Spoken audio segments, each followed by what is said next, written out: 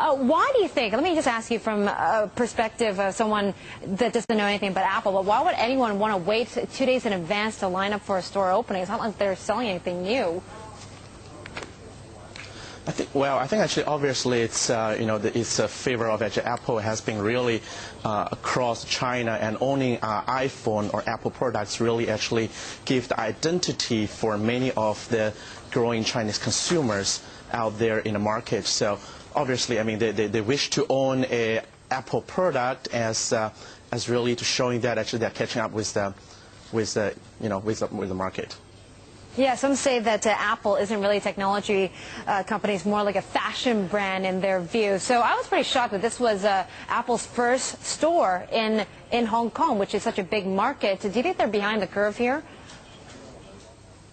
Yeah, I think actually Apple used to really distribute all of the products actually through the other distribution or retail channels in Hong Kong, and we obviously see that a lot of the the products sold in Hong Kong also goes to the great market in mainland China. So I think actually from that perspective, with the Apple getting $3.8 billion for the first 6 months in 2012, and really actually showing that the market here in Greater China is really booming. So I think actually for them actually to build up the direct Apple shops in Hong Kong will further strengthen their branding and positioning in this region, and therefore actually to further push the Apple sales to grow even further actually in the next 2 years.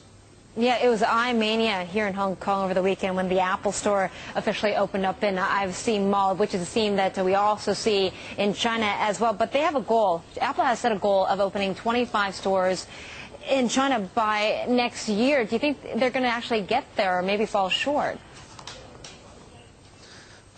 We definitely see that actually the pace of opening new stores, direct stores, is really actually not as what they originally planned, expected. I think this is also because their whole retail strategy is kind of evolving here in China. Reason being that is really we're seeing that a lot of the retail partners speed up and opening a lot of more retail stores, Apple retail stores across China, especially in Tier 2 and Tier 3 cities across the country, because it's where this is really actually the growth is going to coming from.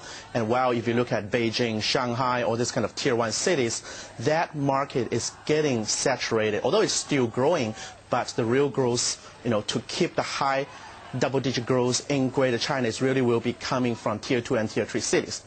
So these premium retailers especially. Yeah.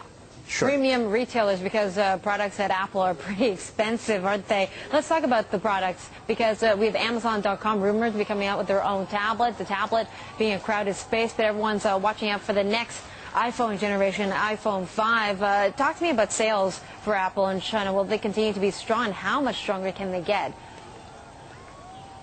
I think actually they will continue, as I mentioned earlier, they will continue to get high double-digit growth in China in the next 2 years, at least, and primarily actually driven by the iPhone sales as well as actually a lot of the MacBook sales, right? iPad 2, for example, the latest 3G iPad 2 has been just launched in China last week, and the sales was not that promising. I think the reason for that was really price point is actually definitely one of the key reasons. But with Apple dealing with all the 3 telecom carriers, very likely to sell the latest version of the new version of the iPhone by the end of the year or latest by early next year, and that was definitely going to boost up the iPhone sales.